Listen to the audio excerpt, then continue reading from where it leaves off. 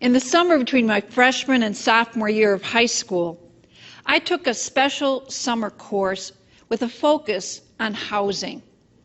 I had an internship where I was assigned to a community organizer named Lee, whose specialty was Chicago housing.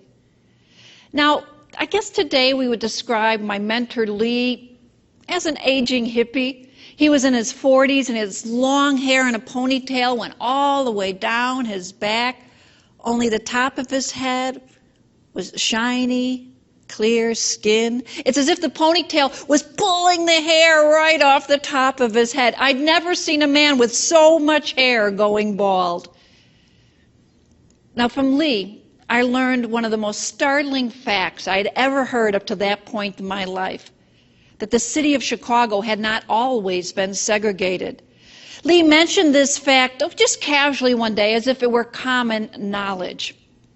We were on our way to go get a pop. Now, this shows you from Chicago, not soda pop or soda, but a pop. We were going to Max's barbershop because at the front of Max's shop, he had a vending machine where he sold soft drinks. And Lee opened the door for me, and the little bell to give it a little ding-a-ling announcing our arrival. As Lee mentioned again, just kind of casually, about Chicago before it was segregated. I flipped out. I said, Chicago was integrated once. When? Well, we got our pops. We settled onto the torn leather couch at the front of Max's shop, and Lee lowered his voice so as not to start a racial diatribe in the barber shop. And he told me at the turn of the century that blacks were less segregated in Chicago than Italians and other European groups. He said, well, maybe by 1910 or so, there were a dozen or so all-black blocks in the whole city, because families would want to move in near each other, near somebody they know. But it wasn't like those blocks were adjacent to each other. There wasn't what we would call a black and white part of the town. Well, what changed things, I asked. He said, more and more African Americans coming up from the South. They were trying to escape the injustice of the migrant farmer system, or crops would fail, so there was no work. And it was perfect for the factory owners, the business owners, because they could set one group against the other, and the competition would keep those prices low. And I realized I knew something about this, because my grandfather had told me over and over again while I was growing up all the times he'd lost jobs to black men. My grandpa had worked construction, worked at the stockyards. And I told Lee about this, and he said, oh yeah, it was true that my grandpa could have lost jobs, but the real reason was because all kinds of black workers were shipped up north, by the trainload, unsuspecting, because the business owners could use them to bust up the unions. The white workers, their working conditions were deplorable too. They were trying to form unions, and sometimes they'd bring those trains right into the stockyards. They didn't know, the black workers didn't know they were busting unions.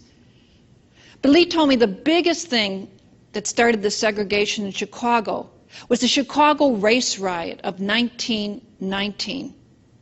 One summer day in 1919, a young boy was floating on a raft in Lake Michigan. His name was Eugene Williams.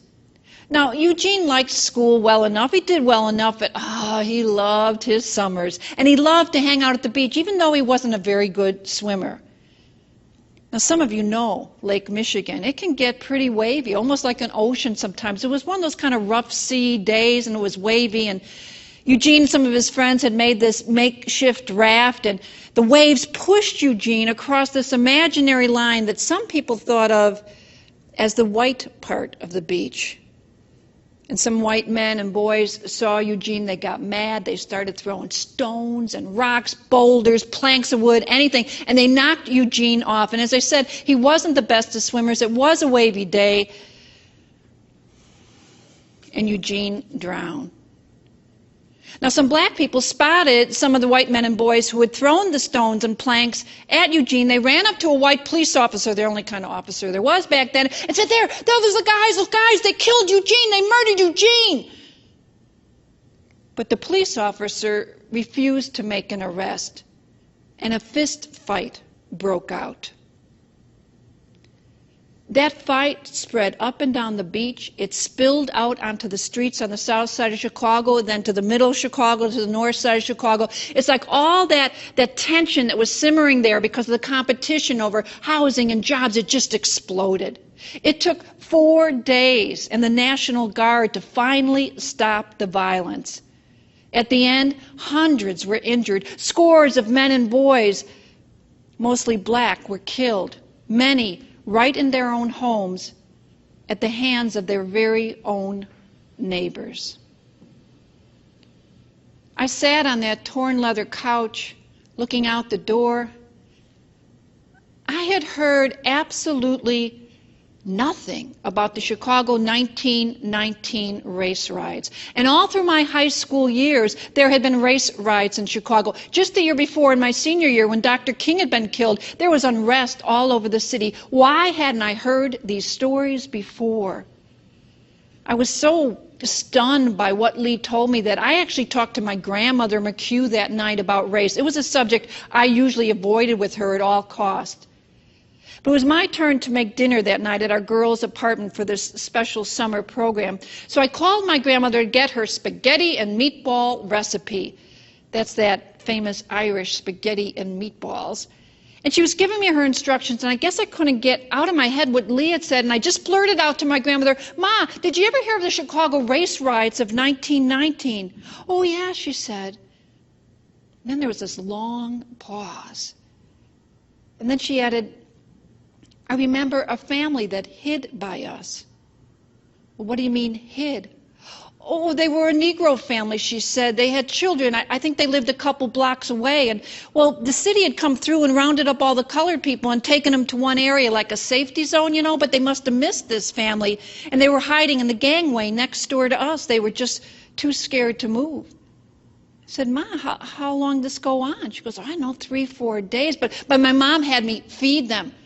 She would make sandwiches and she'd wrap it up in newspaper. She'd have me go out by the garbage cans like I was going to throw the newspaper away, but I tossed the sandwiches to them." I said, "You fed them? How long?" "Like 3-4 days," she said again.